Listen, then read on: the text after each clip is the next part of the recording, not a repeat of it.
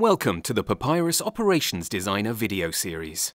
In video 3 of the series, we're going to look at production and reporting. We have arrived in the production phase.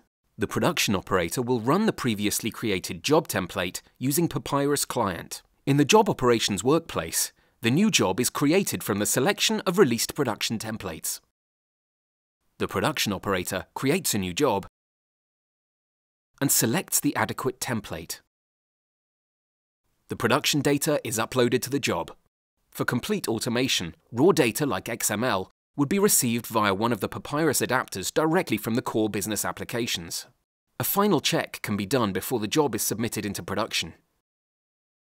The automated document factory's queue infrastructure in this case consists of 3 separate queues. Format and print queues have their dedicated tools like Papyrus docexec and Papyrus server PCL for processing. Successfully finished jobs are moved to the completed queue. As soon as the job is in production, the predefined steps are executed in sequence.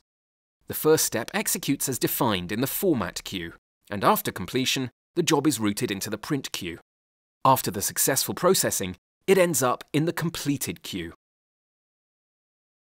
The operator can inspect input and output data. Additionally, the log view gives details about the processes. Production messages include begin and end times, error messages, and total run times. The reporting dashboard gives insight into the production cycles. For example, how many jobs were executed and which output channels were used. Reports can also be exported as PDFs. This way, operators have the needed production control for efficient production monitoring. The Operations Designer video series is now finished.